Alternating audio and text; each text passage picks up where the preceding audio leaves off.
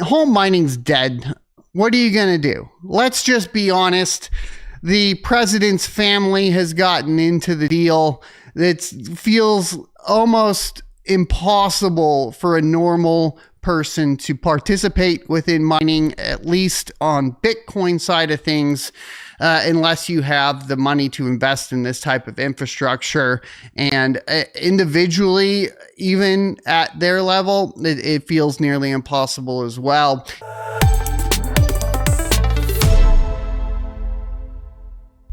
And pop into the first topic for today. Yes, everything is sort of working. Almost. The camera is really big. Let me make it smaller. And we'll just throw it down here. Boom. Bada bing, bada boom. We're good. I don't know. You guys tell me where you want it. It doesn't matter.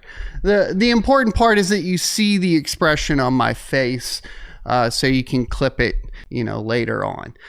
Trump-backed American Bitcoin orders 16,000 Bitcoin or Bitmain ASICs amid the ongoing trade war. Why do they always do this with titles? It's like, we're going to add on this so we can get effectively some sort of algorithm bump, I guess. Anyways. American Bitcoin, a Bitcoin mining company backed by members of U.S. President Donald Trump's family, exercised an option to purchase up to 17,280 application-specific integrated circuits hardware for crypto mining from Bitmain earlier this month. The mining company purchased a fleet of 16,299 Antminer U3S21EXPH units from Bitmain, capable of 14 exahashes a second of computing power for about $314 million according to the Miner Mag. And this is, let's go ahead and get that original article up here so you guys can see that. I want to give credit to them since they're reporting on it. And Miner Mag is the one that originally reported on this, and they said that, covering the same things, they said after Hut 8 energized the Vega site in Texas, the flagship facility expected to host much of American Bitcoin Corp's incoming fleet. Its proprietary mining subsidiary has moved to execute nearly the full option under its miner procurement deal.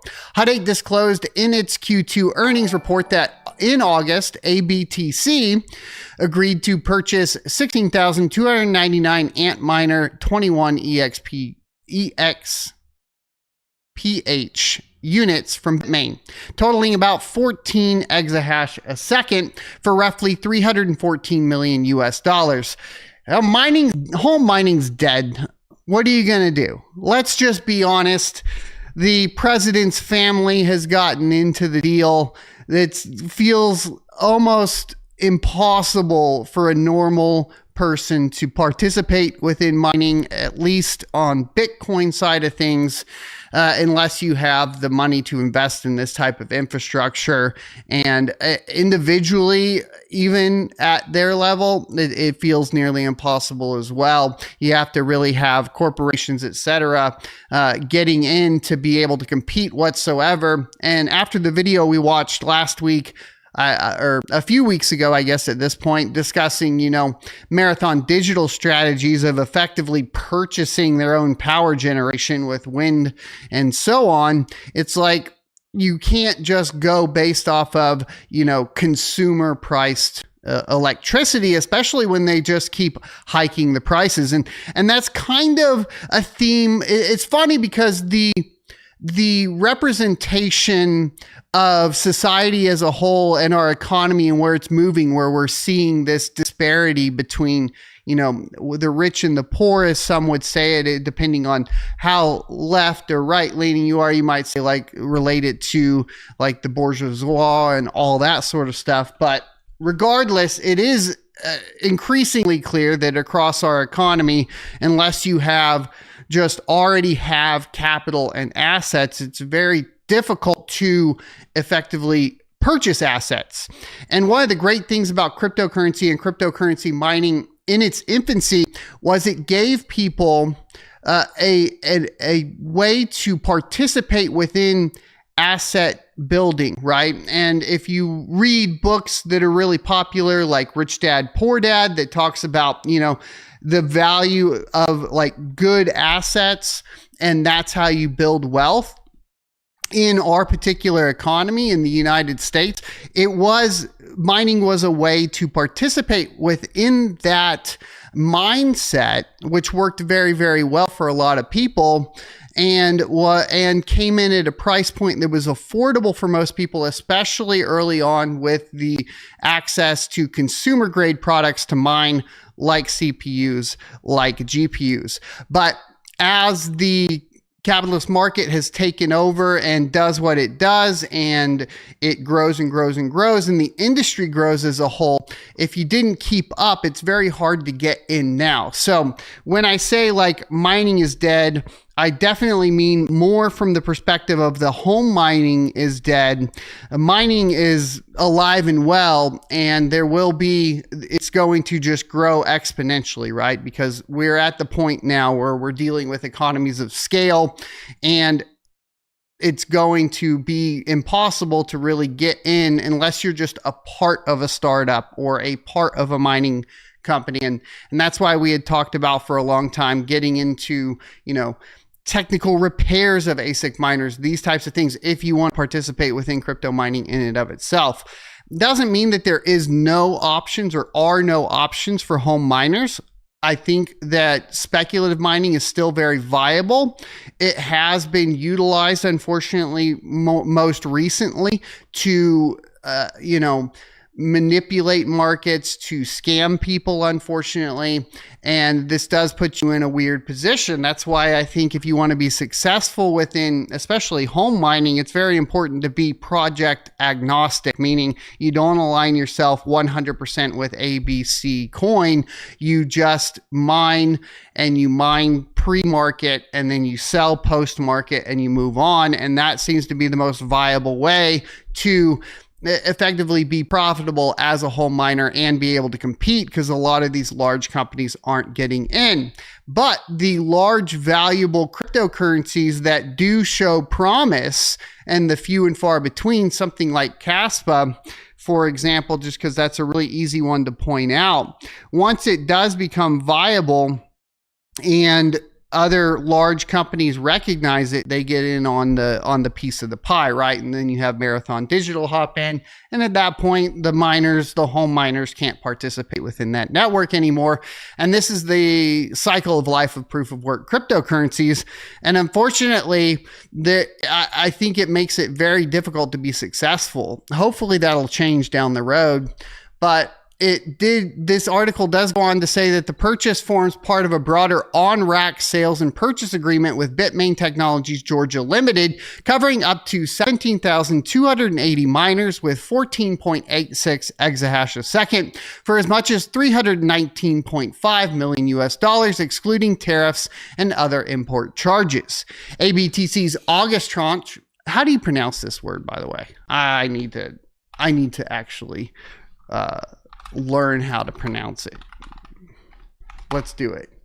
This is part of me learning. Tranche. I said it right. Okay, whatever. We're good. I read it. We're golden. All right. Let's get back to it. Was funded by pledging 2,234 Bitcoin valued at mutually agreed fixed price, alongside applying a $46 million deposit already paid. The pledged Bitcoin carries a 24-month redemption period. The remaining miners under the agreement must be acquired within 2 months via cash or additional Bitcoin pledges. The move comes just weeks after ABTC accelerated its Bitcoin accumulation program, buying roughly 1,726 Bitcoin between July 1st and August 6th for $205.6 million US at an average price of $119,120. Majority owned by Hut 8, the company now holds a significantly expanded Bitcoin reserve alongside its forthcoming hardware capacity. The transaction also reflects shifting dynamics in mining hardware sales. Bitmain has been working to scale up US-based manufacturing to mitigate tariff risks, a growing concern as U.S. listed miners such as Iron and CleanSpark have received U.S. Customs and Border Protection invoices for import duties on rigs CBP claims are of Chinese origin. Both Iron and CleanSpark are contesting those claims, citing supplier documentation to the contrary. ABTC's merger prospectus with Griffin Digital noted that its $320 million Bitmain deal excludes any such potential charges.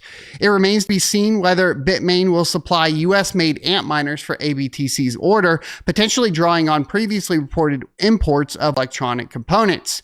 Even with tariffs aside, institutional demand for large-scale hardware orders has slowed as Bitcoin's network hash rate growth plateaus, intensifying competition for sales. Earlier this month, Bitmain began marketing S21E hosted Hydro hash rate to retail buyers, a move underscoring the cooling pace of institutional purchases despite Bitcoin's ongoing bull run. Now, I think it's still up in the air how much of a bull run we're actually in. We've talked about price suppression due to the effect of miners on price basically going away. And I think that is very evident. We still have these timeline having euphoria phases available in both October and February of 2026.